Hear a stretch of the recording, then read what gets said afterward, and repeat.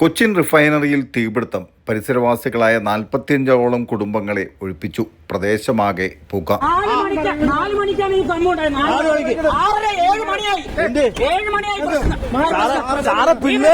ഞങ്ങൾ ജീവിക്കുന്നില്ല.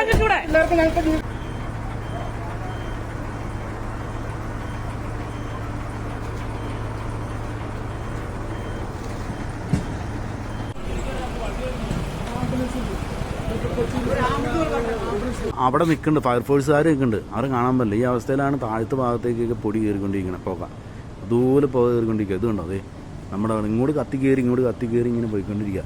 അതെ അങ്ങോട്ട് അപ്പുറ സൈഡൊക്കെ കയറിക്കൊണ്ടിരിക്കുക. കേബിൾ ഷോർട്ടായിട്ട് കേബിളിലാണ് കത്തിയേക്കണത്. അത് ട്രാൻസ്ഫോമർ യൂണിറ്റാണ്, കണ്ടൻസർ യൂണിറ്റാണ് ബ്ലാസ്റ്റ് ചെയ്തതെന്ന് അറിയില്ല. അത് ഹൈഡ്രജൻ പ്ലാന്റിലേക്ക് പോകുന്ന ലൈനിലാണോ എന്ന് സംശയമുണ്ട്. കാരണം അങ്ങോട്ട് ഏറ്റിക്കൽ ഭാഗത്തേക്കും മുകളിലേക്ക് കത്ത് പിടിച്ച് പോകുക. അപ്പോൾ നമുക്ക് കേബിളായിരിക്കും കത്ത് പിടിച്ച് മണം അടിച്ചിട്ടേ. അപ്പോൾ അതിൻ്റെ ബ്ലാസ്റ്റ് ചെയ്തത് എന്താണെന്ന് അറിയണമെങ്കിൽ നമുക്ക് അറിയാൻ പറ്റില്ലല്ലോ. അതിൻ്റെ ആദ്യം ബ്ലാസ്റ്റ് ചെയ്ത് എന്താണെന്ന് നമുക്ക് അറിയാൻ പറ്റില്ല. അതാണ് കുഴപ്പം. ആദ്യം നല്ല ബ്ലാസ്റ്റിംഗ് ആയിരുന്നു. അത് കഴിഞ്ഞ് ഞാൻ അപ്പം തന്നെ പുറത്തിറങ്ങിയാൻ പറഞ്ഞു, പെണ്ണു പറഞ്ഞു എന്താ പൊട്ടിത്തെറിച്ചിട്ടുണ്ടെന്ന് പറഞ്ഞാൽ അപ്പം തന്നെ 27 സെക്കൻഡ് രണ്ടാമത്തെ ബ്ലാസ്റ്റിംഗ് നടന്നു. സമയം നമുക്ക് 27 സെക്കൻഡ് ആയിരുന്നു.